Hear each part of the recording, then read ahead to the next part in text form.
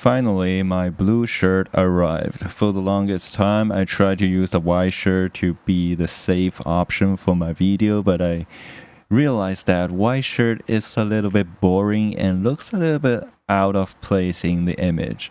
So I tried to find a color that works best for my image, and I realized that actually the best color in most of the scenario is actually a blue shirt, because if you look at the vector scope here, my skin tone is the orange and blue shirt is actually completely the opposite side on the hue wheel, which brings out the best color contrast in the image.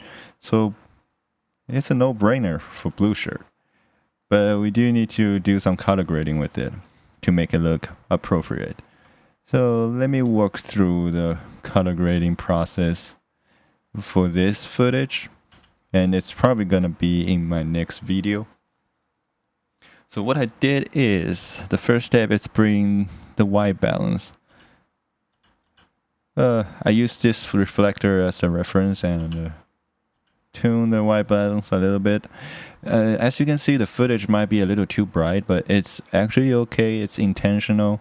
My camera kind of handled the highlights very well. It's a Blackmagic Pocket Cinema 4K, handles highlight very well, but at ISO 400, it doesn't have a good ability to reserve the detail in the shadows. So that's why I shoot it a little bit brighter than normal, so I can later on bring down the highlight while still have a little bit more detail in the shadow, even though this footage doesn't really have that much of a problem to reserve the detail anyway.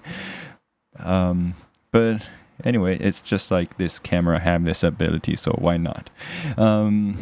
So the next step is I'm gonna fix the exposure and the contrast.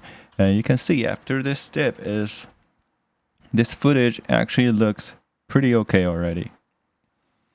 So for the secondary grade, I want to fix a couple of little problems. The first one is my skin tone. I like my skin tone to be on the little bit red side, because it seems like my skin, because it's a little darker right now, it looks like it's a little bit lifeless. It looks a little bit pale because it's leaning towards the green yellow side. So I don't like it, and because of the background is purple and blue, it makes sense to add a little bit of redness to my skin, and looks more natural and blending with the environment a little better, I will say, and looks more alive. Look at that. Okay, so the next step is to bring up the saturation of my clothes, and at the same time I want to bring down the lumen of my clothes, because it doesn't seem to have a lot of contrast in terms of brightness with the background or with my skin tone. So what I did is I bring down the luminance of this shirt and bring up the saturation. So you can see it really pops, and actually it creates a very good contrast to my skin, so make my face look very focused in the image. This is before, this is after. And obviously it will bring up the saturation of the background of this side. I don't necessarily mind, because that's what I'm gonna do anyway. So what I gotta do is, to balance that out, I will bring up the saturation of the purple side, and that's it. I think I bring the purple side a little too much. Let's bring down a little bit. Yeah, there we go. Because unfortunately this purple side brings up a lot of noise in this area, but because in a real production I probably won't have this stupid file explorer opened here, so this kind of purple noise is not going to be a huge problem. Okay, we're in a pretty good spot. And now we just need to do some final cleanup. This HSL thing, it's basically a what is called luminance versus saturation curve. What it does is, as you can see right now, there's a lot of noise, purple noise in the dark area. But for the dark area, we actually don't want a lot of saturation. So that's what this curve do. For the dark area, I will bring down the saturation. And voila. You can see, I can even bring it down a little bit more to make it even cleaner. I would imagine it doesn't affect much of anything else. As you can see, I turn it back on and off. It doesn't change much, except that there's less noise in the dark area, which is exactly what we want. And then the next step is the face.